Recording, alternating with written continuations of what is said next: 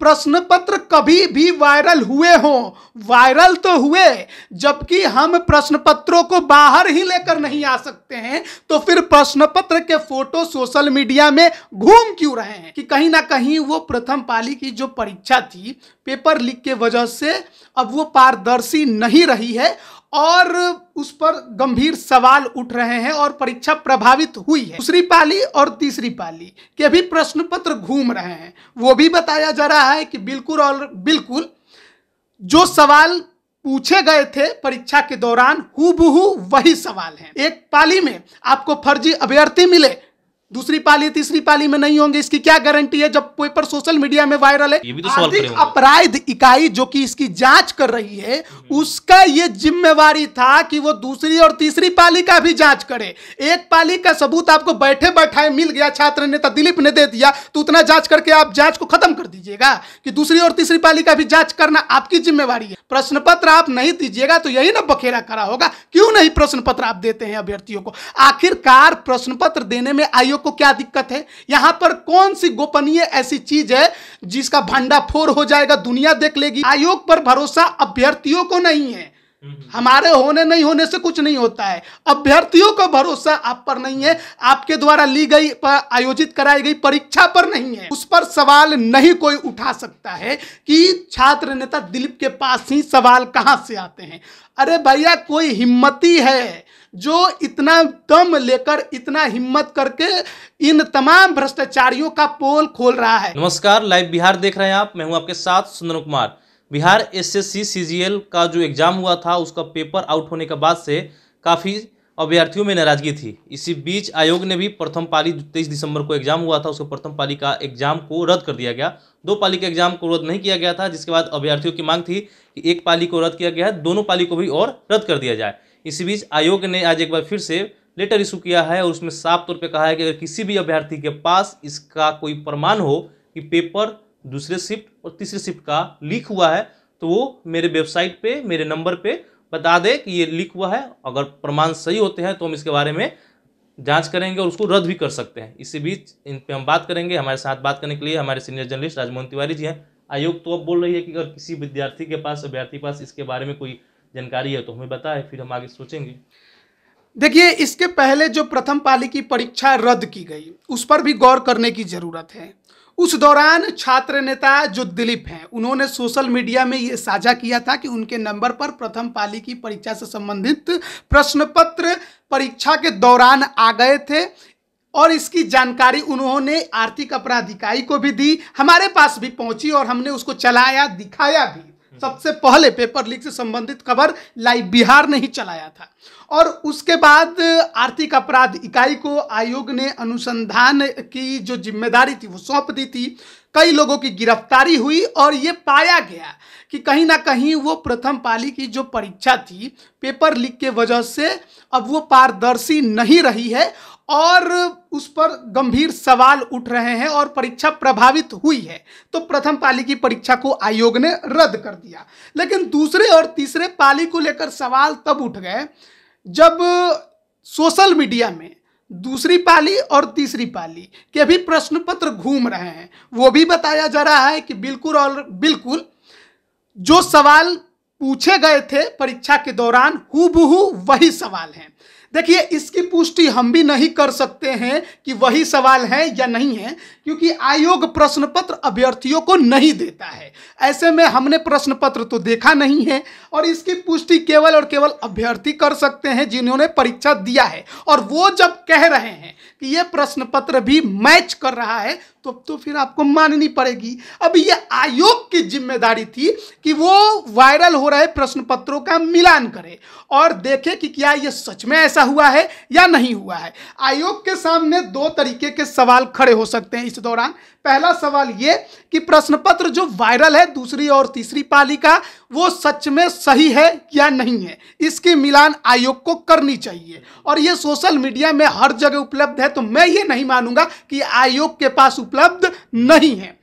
मिलान कर लीजिए, अगर वही है फिर आप आगे की कार्रवाई में क्या कीजिएगा। फिर आप ये देखिएगा कि प्रश्न पत्र वायरल कब हुए, समय उसका क्या है, परीक्षा के दौरान हुए, परीक्षा के पहले हुए, परीक्षा के बाद हुए। लेकिन इसमें सवाल अभ्यर्थी ये उठा रहे हैं जो कि जायज भी लगती है कि प्रश्न पत्र कभी भी वायरल हुए हों, वायरल तो हुए, जबकि हम प्रश्न पत्रों को बाहर ही लेकर नहीं आ सकते हैं, तो फिर प्रश्न पत्र के फोटो सोशल मीडिया में घूम क्यों रहे हैं? इसका मतलब यह है कि परीक्षा केंद्रों के अंदर कोई तो कोई फोन लेकर गया था, उसने फोटो खींचा है और फोटो खींचकर उसने सोशल मीडिया में साझा किया। ये तो सच्चाई है ना। अभ्यर्थी तो यहां तक बोला कि जो पहले से तैयारी कर रहे हैं उनके लिए 10 मिनट या 5 मिनट काफी है क्वेश्चन के आंसर तैयार करने में।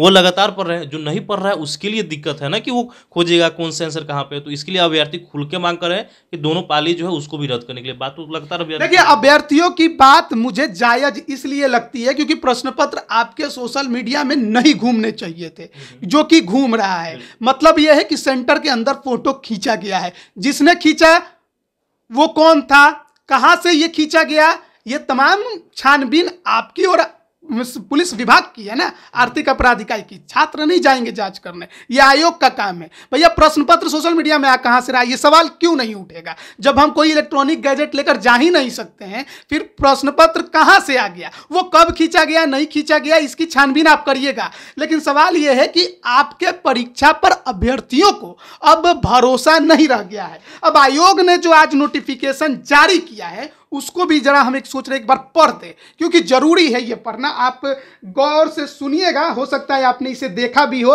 इसमें साफ तौर पर यह लिखा गया है कि तृतीय स्नातक स्तरीय संयुक्त प्रारंभिक प्रतियोगिता परीक्षा 2022 के द्वितीय एवं तृतीय चरण की परीक्षा के प्रश्न पत्रों के लीक होने की भी अफवाहें संज्ञान में आ रही हैं। इस परीक्षा से संबंधित परीक्षार्थियों एवं आम लोगों से अनुरोध है कि उक्त परीक्षा के द्वितीय एवं तृतीय चरण के प्रश्न पत्रों के लीक होने के संबंध में जिस किसी के पास भी प्रमाण साक्ष्य उपलब्ध हो तो उन्हें बिहार कर्मचारी चयन आयोग पटना को अपने पूर्ण पता, मोबाइल नंबर सहित देते हुए आयोग के ईमेल आईडी पर या पंजीकृत डाक द्वारा 3 दिनों के अंदर भेज सकते हैं, ताकि उसकी सूक्ष्मता एवं गहराई से जांच कर आवश्यक अग्रतर कार्रवाई की जा सके। उक्त सूचना प्रमाण सहित आर्थिक अपराध इकाई बिहार पटना को भी भेजी जा सकती है, ताकि आर्थिक अपराध इकाई द्वारा इसकी जांच एवं आवश्यक कार्रवाई की जा सके। कदाचार का सहारा लेकर जो अभ्यर्थी सरकारी सेवा प्राप्त करने का प्रयास कर रहे हैं और मेधावी छात्रों के भविष्य के साथ खिलवाड़ करने में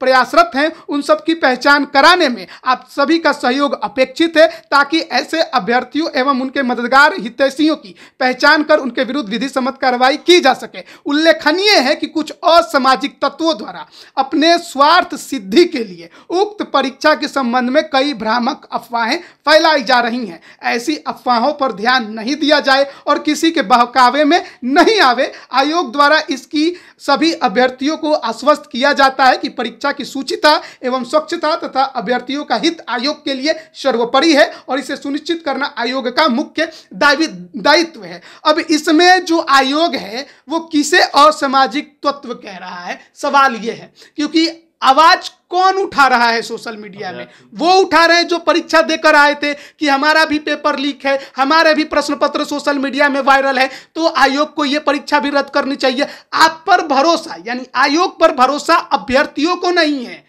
हमारे होने नहीं होने से कुछ नहीं होता है, अभ्यर्थियों का भरोसा आप पर नहीं है, आपके द्वारा ली गई आयोजित कराई गई परीक्षा पर नहीं है। एक पाली का आपने रद्द किया है, एक पाली में आपको सॉल्वर्स मिले, एक पाली में आपको फर्जी अभ्यर्थी मिले, दूसरी पाली तीसरी पाली में नहीं होंगे, इसकी क्या गारंटी है? जब पेपर सोशल मीडिया में वायरल है, यानी फोटो तो खींचा है ना किसी न किसी को। भैया बात इतनी सी है कि छात्र नेता दिलीप के पास प्रथम पाली के पेपर परीक्षा के दौरान आ गए, उन्होंने सबको भेज दिया, तो वो भाई सही बात है, उन्होंने अपना दायित्व निभाया है, उस पर सवाल नहीं कोई उठा सकता है कि छात्र नेता दिलीप के पास ही सवाल कहां से आते हैं। अरे भैया कोई हिम्मती है जो इतना दम लेकर, इतना हिम्मत करके इन तमाम भ्रष्टाचारियों का पोल खोल रहा है। बीपीएससी का पेपर लीक हुआ, इनका पोल खोला क्योंकि उस बंदे के अंदर हिम्मत है और किसी के अंदर हिम्मत नहीं है। यह बड़ा सवाल है जो लोग उठा रहे हैं कि दिलीप के पास कहां से आता है, कहां से आता है। दिलीप के पास 50,000 कॉन्टैक्ट हैं, तो 50,000 में उस सबका छानबीन करते जाएगा कि कौन कौन भेज रहा है। उसका नंबर सब जगह वायरल है, कोई भी भेज सकता है, उस पर हमें जाना भी नहीं है। अभ्यर्थी क्या असामाजिक तत्व हैं जो सवाल उठा रहे हैं? प्रश्न पत्र वायरल है, आपको मिलान करना है केवल आयोग को कि सच है या झूठ है।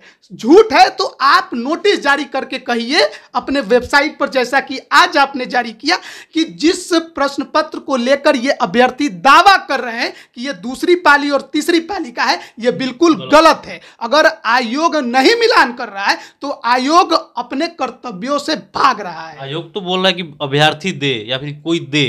अब अभ्यर्थी के पास तो पूरा लिस्ट है नहीं क्वेश्चन जो एग्जाम दिए, तो आयोग खुद से क्यों नहीं करना चाह रहा इस चीज को? ये भी तो सवाल खड़े होंगे। अपराध इकाई जो कि इसकी जांच कर रही है, उसका ये जिम्मेवारी था कि वो दूसरी और तीसरी पाली का भी जांच करे। एक पाली का सबूत आपको बैठे बैठाए मिल गया, छात्र नेता दिलीप ने दे दिया, तो उतना जांच करके आप जांच को खत्म कर दीजिएगा कि दूसरी और तीसरी पाली का भी जांच करना आपकी जिम्मेवारी है। आप पता लगाइए कि जो सोशल मीडिया में घूम रहा है सही है या नहीं है। आयोग के साथ बैठ के आप करिए, उनसे प्रश्न पत्र का मिलान आप करिए, हम जाएंगे मिलान करने। अरे आयोग ने प्रश्न पत्र अभ्यर्थियों को दिया होता तो ये बखेरा ही नहीं खड़ा होता। ये तो हम लोग भी देखकर बता देते हैं ना कि सही है या गलत है। अब आयोग जाने और अभ्यर्थी जाने कि कौन सच बोल रहा है कौन झूठ बोल रहा है। अभ्यर्थी कोई अपना भविष्य के साथ खिलवाड़ क्यों करेगा?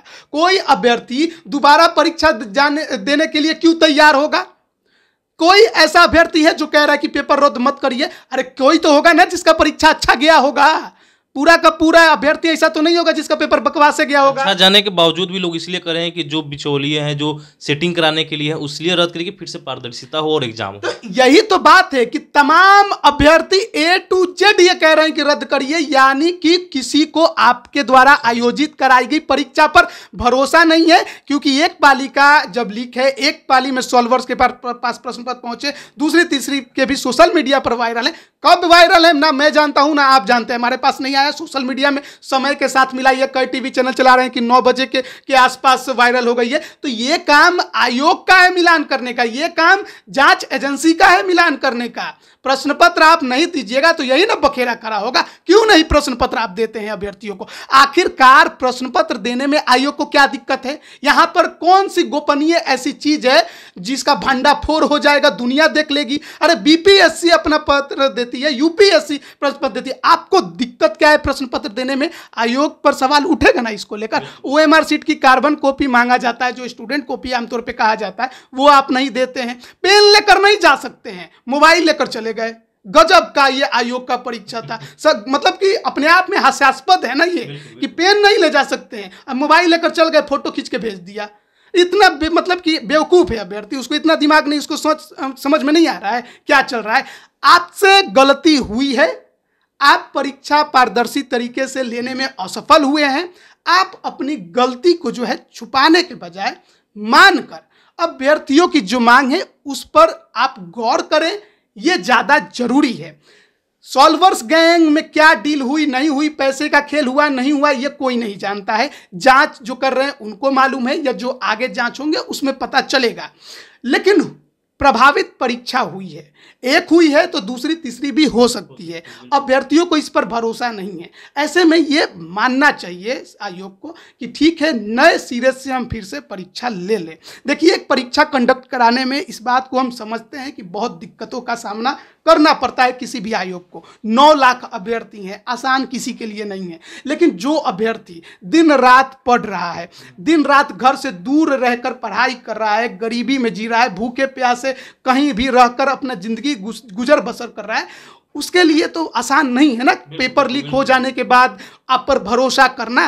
क्योंकि कल को रिजल्ट नहीं होगा तो सरकार पर वो आवाज उठाएगा, सवाल उठाएगा, आयोग पर उठाएगा कि आपने जो है हमारे साथ नाइंसाफी की। तो आपको भी चाहिए कि आप उस दाग से बचें, और उसके लिए जो कठोरतम कार्रवाई है, जो कर सके आप वो जरूर करें, क्योंकि ये आपकी निष्पक्षता का भी सवाल है। और सरकार के लिए भी ये गंभीर एक सवाल खड़ा करता है कि वो आगे अभ्यर्थियों का भविष्य किस रूप में देखती है, या उनके विश्वास को वो किस प्रकार से जीतने का कोशिश करती है। तेजस्वी पर लोगों को भरोसा था, तेजस्वी ने एक शब्द आज तक इस पर नहीं कहा। भरोसा अभ्यर्थियों का टूट गया है, और निश्चित तौर पर आगे ये और टूटता जाएगा अगर इस प्रकार के आयोग बात कहेगा, या फिर जो तेजस्वी यादव हैं वो चुप बैठेंगे। तो ज़रूरत है कि आप उनकी मांगों को सुनिए, समझिए, आप खुद मिलान कीजिए।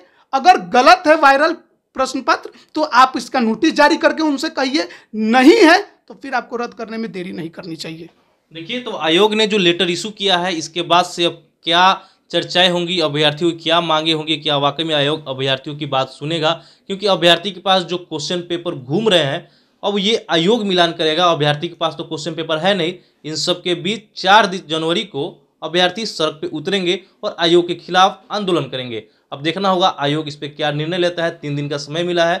फिलहाल के लिए इतना ही। बने रहिए हमारे साथ, देखते रहिए लाइव बिहार। धन्यवाद। लाइव बिहार यूट्यूब पर सब्सक्राइब और फेसबुक पर लाइक जरूर करें।